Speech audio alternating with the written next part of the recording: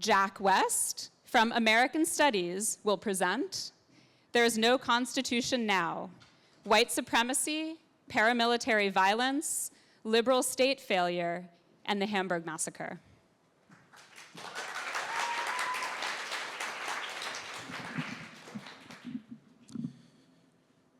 On the night of July 8th, 1876, in the small town of Hamburg, South Carolina, 6 black men were taken one by one over a small hill, and they were shot.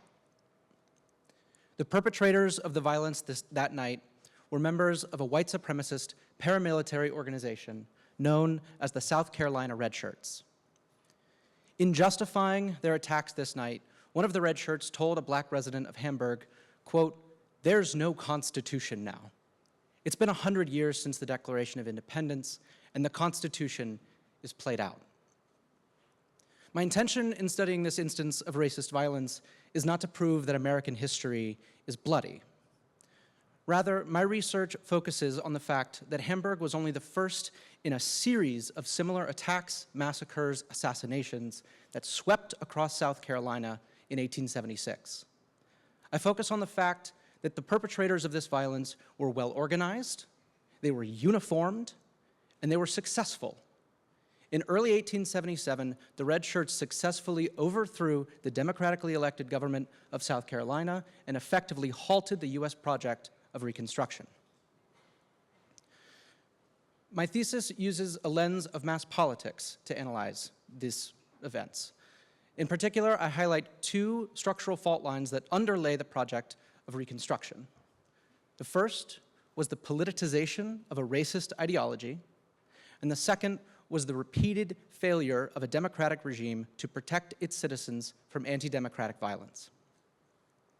Throughout 1876, those 2 forces coalesced into a political movement which was strong enough to halt the project of liberal democracy and effectively push the federal government into retreat.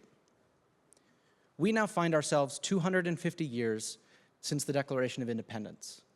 And again, anti-democratic violence is threatening the liberal democratic project. From tiki torches in Charlottesville to Trump flags at the Capitol, those of us who have a vested interest in preserving some parts of the democratic institutions have to reckon with the fact that the same two structural fault lines which underlay Reconstruction tremble beneath our feet as well.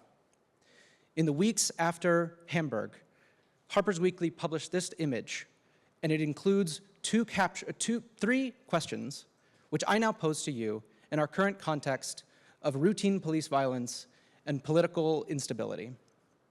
Is this a Republican form of government?